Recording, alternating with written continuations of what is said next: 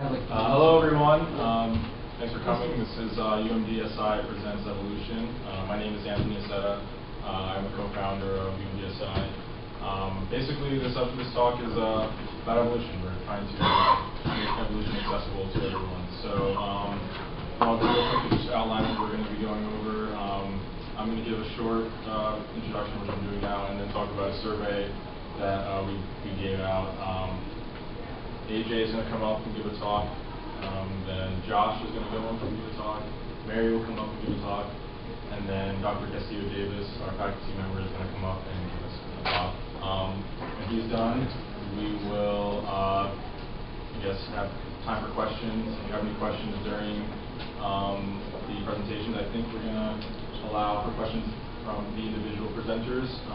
If they're specific to their presentation. If not, wait till the end and I'll come up and moderate questions.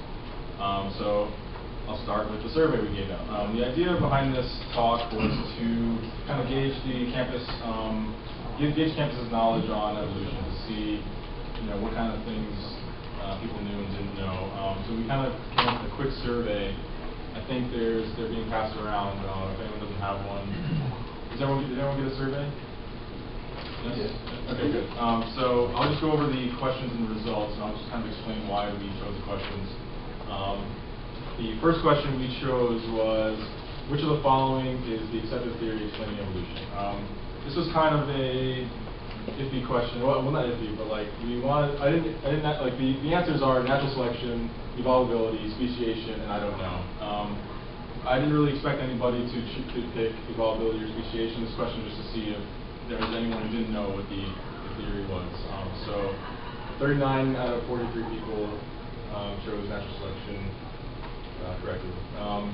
The second question is, does the evolutionary theory explain the origin of life on Earth?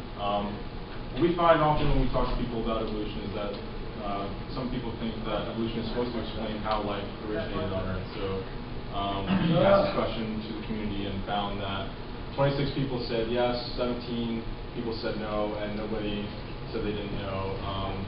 The correct answer is no. The evolution doesn't explain how life began on Earth. It's abiogenesis, which is the study of how life can come from nothing. Now you can see the gap in 2 and 3. I'll get to the other 2 questions after this. But the fourth question we asked was, according to evolutionary theory, should other animals be expected to eventually evolve into humans? This was another misconception that we find with people. They often think that humans are like a product of evolution, that everything is evolving towards humans. So that's why we asked this question.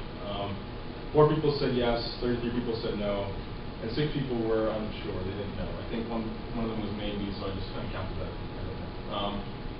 So the answer is no. Technically, everything that's evolved right now is the end product, and it's still evolving to something else. So there's really nothing is evolving towards anything specifically, just kind of changing trajectories somewhere.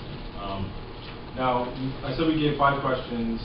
There are 2 questions that we found we wanted to, after we gave them, we thought might have been a little vague or not a great question. So I had this question: have the tenets of evolution been modified since their first publication by Charles Darwin in 1859?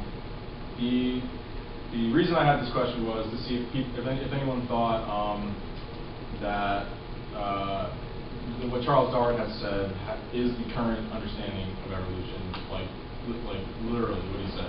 So I think I worded this kind of vague because some people were asking me, well, the tenets might just mean the core values of evolution, which really haven't changed that much.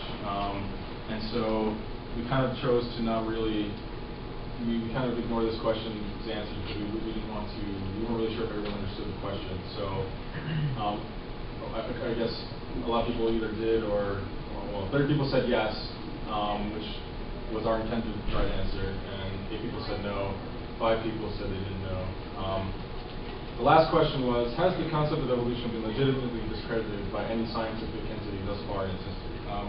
The only reason why I put this question in the kind of like vague area is because we had a few people say that this was, that the question was too vague, that they weren't sure about it. Now the people who we were talking to who said this were ones who didn't accept the theory of evolution. So we might have, I mean, the meaning behind the question is to ask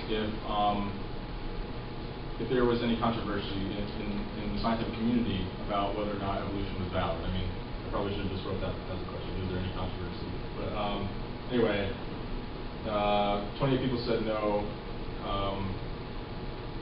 8 people said yes, and the intended correct answer was no. So that was our survey. We used these results to kind of, I guess, kind of gauge what we wanted to talk about today. So, AJ will come up and start talking. Where'd you collect this data from? Outside stamp. We can just talk to random people. Obviously, this is not very statistically sound. I mean, there's like 15,000 people. This doesn't give a great understanding of the community, but we just wanted to see. We tried our best to get the most possible material. Anyway, yeah. So that's the survey. AJ will come up and talk about what it means.